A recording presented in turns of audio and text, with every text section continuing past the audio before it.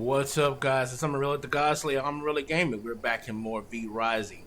Today, I am going to present to you my new and final castle. I have recently moved my castle from the southern part of the map, which was here, where Wolfram lays now in the middle of an empty field, to the very up north area. I have officially named this castle Castle Muka. Muka meaning blood in the ancient Egyptian tongue. Let us venture in and have a good look at all the amenities I've provided. Of course, we've got some nice red braziers outside to light the way into the House of Darkness.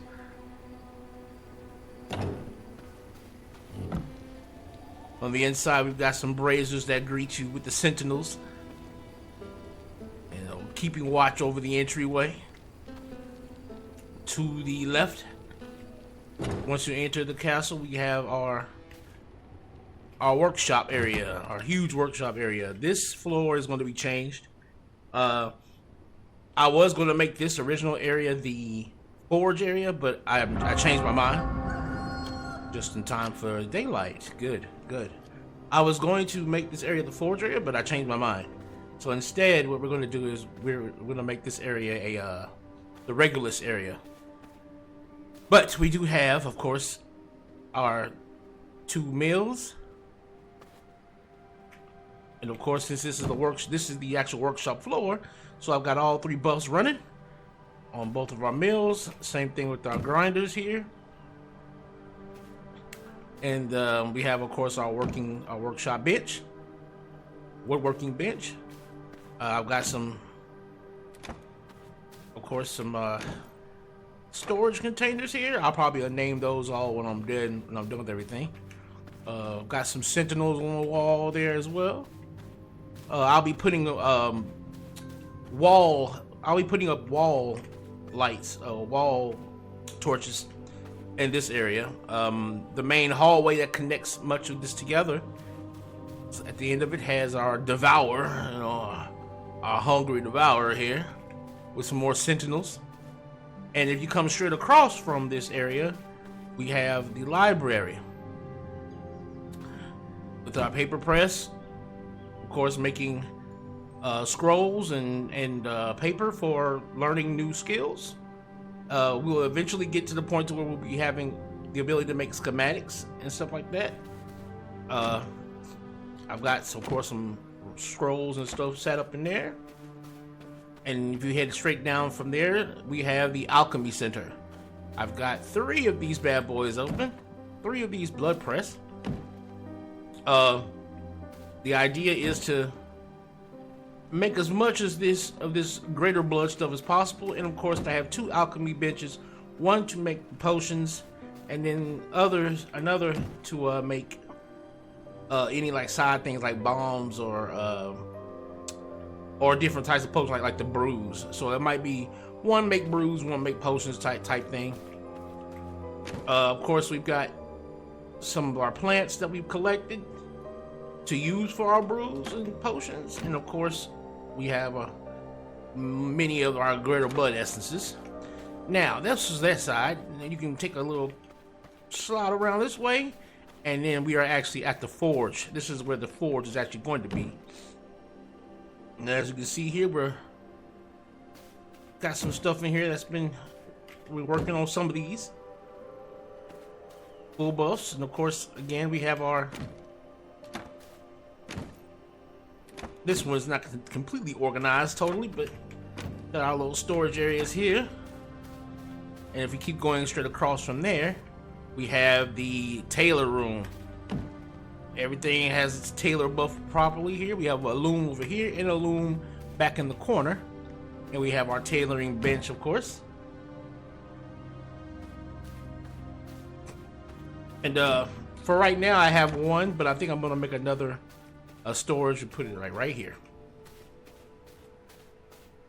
So we've got storages and we've got things running on that side. Beautiful, beautiful. Of course, this leads you to the back end of the area, out into the rear end of the castle where there is a road here.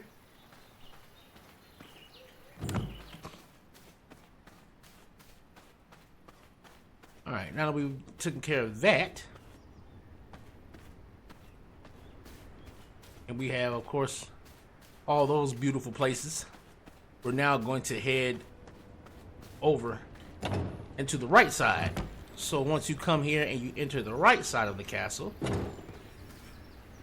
and we're going to try not to burn alive while we're in here, we're going to see the garden.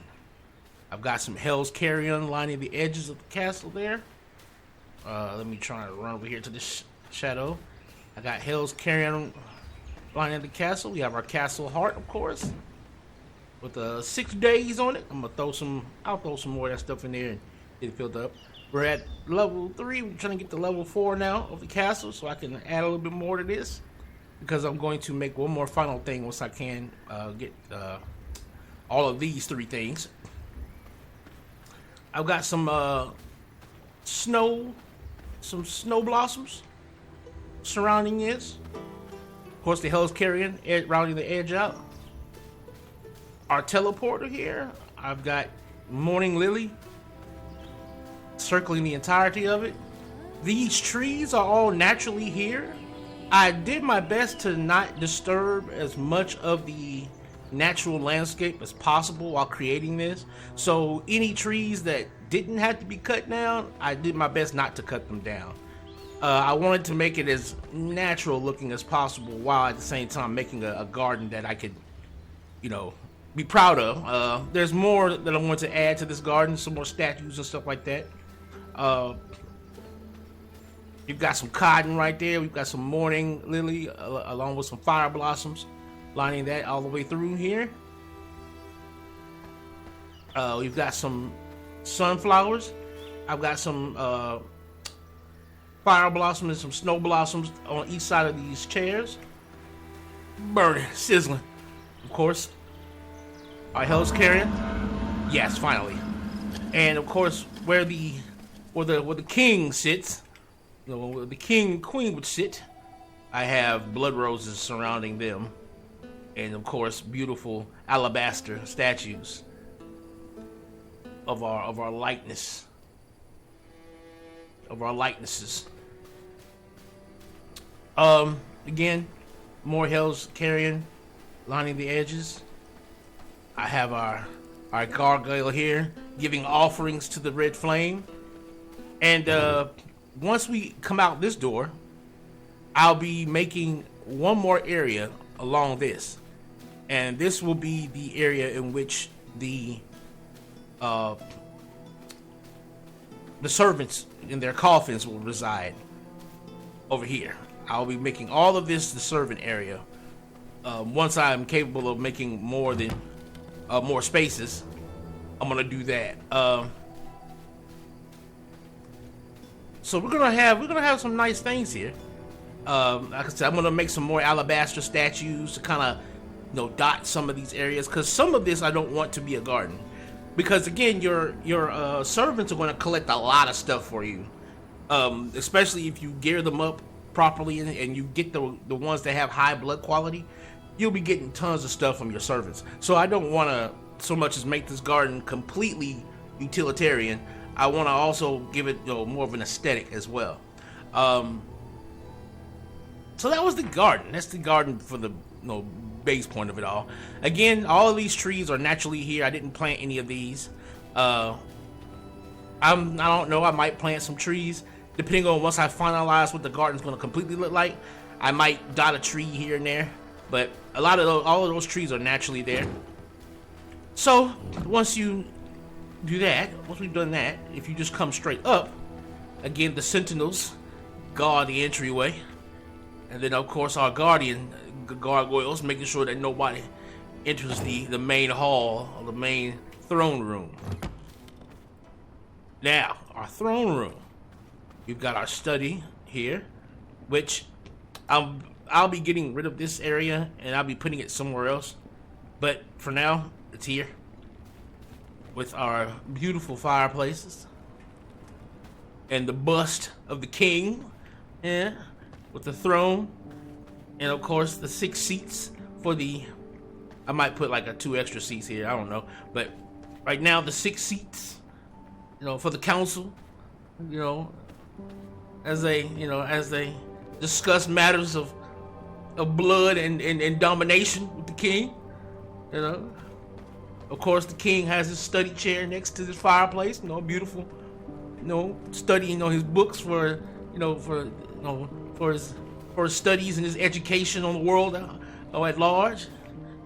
Which I actually act as just my storages for armors and stuff until I get when I get my thralls, I'll be able to put them armors on them.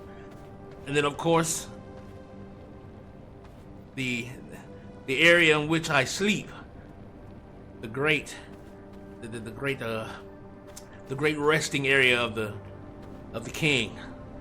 And of course with the gargoyle right there protecting, the king's coffin.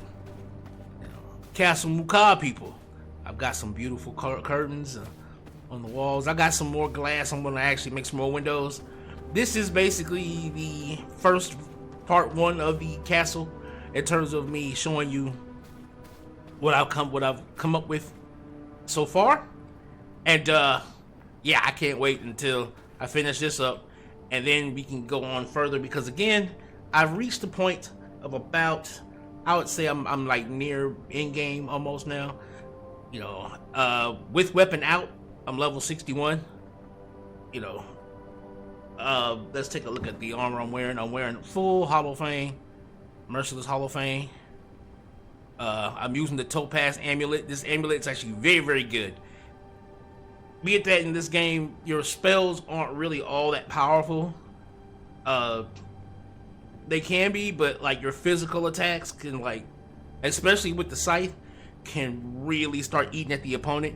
And being able to have that plus 12% critical strike chance literally gives me almost constant crits when I've got that whirlwind spinning on somebody, and that's beautiful. On top of that, using my necromancer build of blocking and getting skeletons to pop up, and using pestilence to basically weaken the opponent, and so I can do 25% extra damage for 5 seconds, which makes the whirlwind from this coupled with this and this physical strike really, really strong. So yeah, we're getting things done. I got my Immortal King's Cloak. I'll be upgrading that soon as well, once we get through killing some of these last bosses. In terms of the bosses themselves, I am down to, I haven't done the little rat thing yet. I know you gotta lure the rat to your house, but I haven't really cared for doing that yet. I've gotten all the way up to the Frost Maw Terror, beating him. Now we're just on the last, how many? 1, 2, 3, 4, 5, 6, 7, 8, 9, 10, 11, 12, 13, 14, 15, 16 more bosses. 16 more bosses, and we'll be good. We've knocked out quite a bit of them. We've gotten rid of Tristan finally. You know what I'm saying? We took down Christina. Looking at some of the more, memorable, difficult bosses.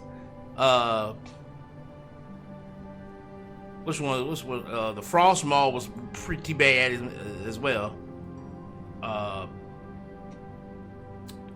Pelora was a pain in the beginning.